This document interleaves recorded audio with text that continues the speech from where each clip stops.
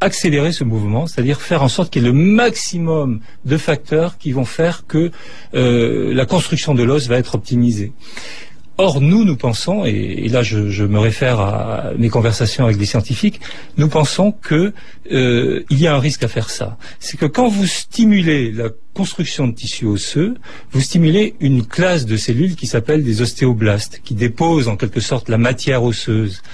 Or, cette classe de cellules, nous n'avons pas un stock infini. Mais le stock est limité. Le corps élimine ces excès de toute façon.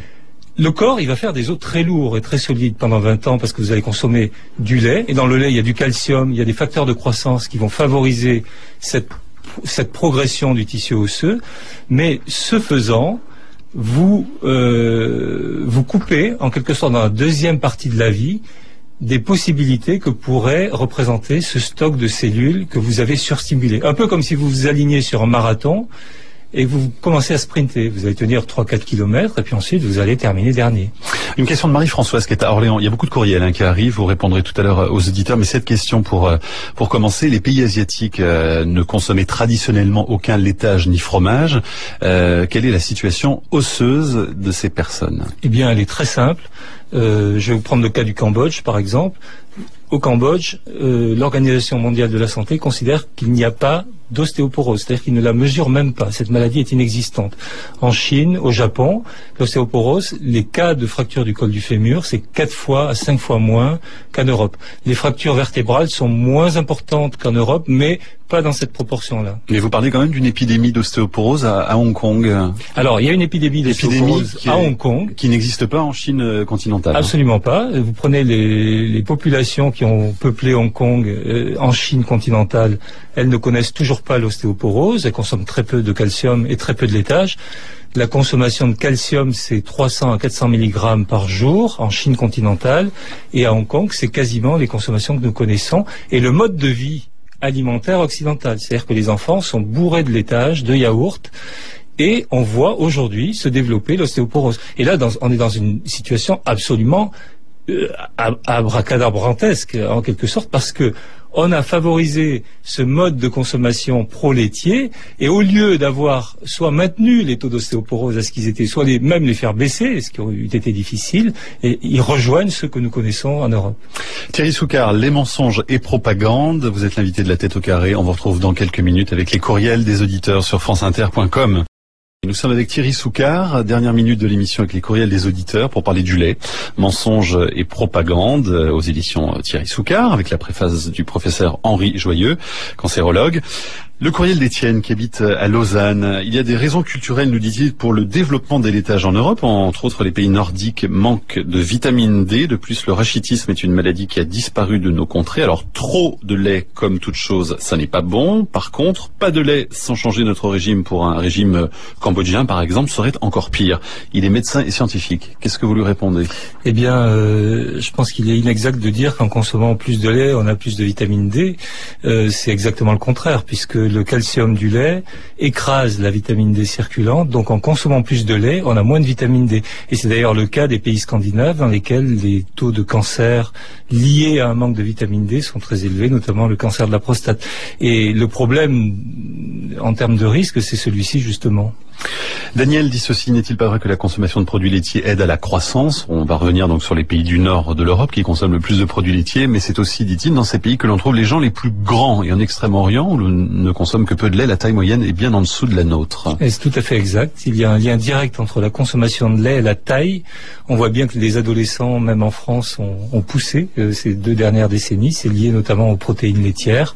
Et c'est aussi le problème auquel on est confronté en science, c'est que on ingère, lorsqu'on est enfant, des facteurs de croissance qui vont rester actifs durablement à l'âge adulte. Donc ils vont faire pousser, mais s'il y a un accident cellulaire du type lésion d'une cellule, ça peut également être un accélérateur pour certains types de cancers. Laurent vous demande ce qu'il en est du régime alimentaire de nombreux Indiens qui sont végétariens et dont le principal apport protéique d'origine animale provient de laitage, justement. Des Indiens végétariens Oui. Alors, il faut savoir que dans les végétaux, il y a énormément de protéines.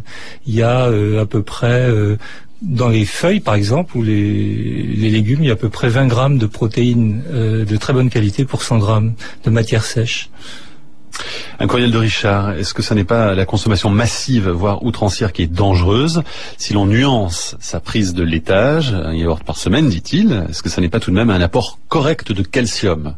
Alors, il n'y a pas de crise d'apport du calcium en France, on manque pas de calcium, donc il ne faut pas se préoccuper des aliments sous la forme d'apport en médicaments, en quelque sorte, d'apport en nutriments, mais de leur qualité gustative. Si on aime les laitages, effectivement, il n'y a aucun risque à consommer modérément du fromage ou du yaourt. Alors, où peut-on trouver du calcium ailleurs que dans les laitages? Alors, on en trouve partout, on en trouve dans les végétaux, on en trouve dans les eaux minérales, mais je crois qu'il est très important de comprendre que c'est pas en consommant plus de calcium qu'on aura plus de calcium dans l'os.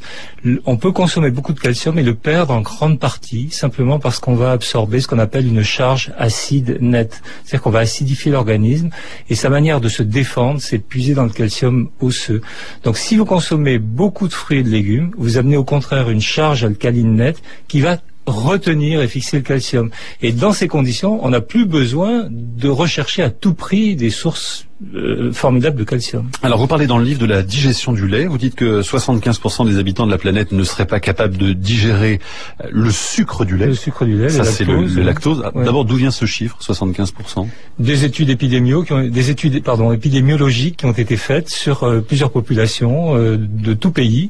Et en France, je peux vous donner le chiffre, c'est à peu près 40-45% de la population qui ne digère pas, qui a du mal à digérer le lait, et notamment dans la partie méridionale du pays. Pourquoi? Eh bien parce que la partie méridionale du pays, les ancêtres de ceux qui, comme moi, habitent ou sont originaires du Midi, n'étaient pas éleveurs, donc ils n'ont pas eu cette mutation.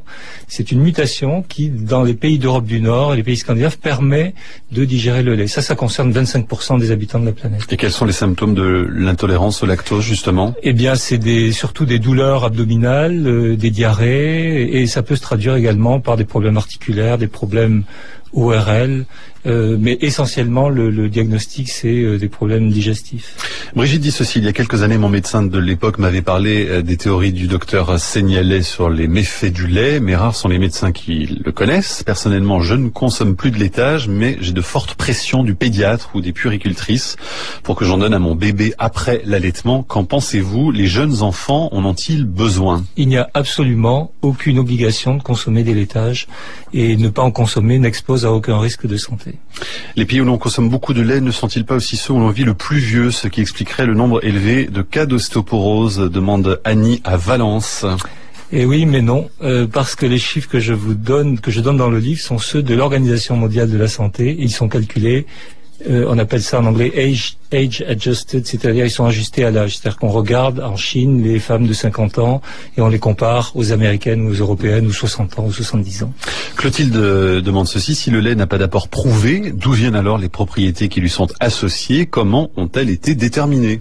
Eh bien, vous savez, je peux arriver à vous persuader de l'intérêt de consommer 2 kilos de foie de veau par jour. Il suffit d'avoir un peu d'argent. C'est que les lobbies pour vous? Essentiellement, oui. C'est clair, oui.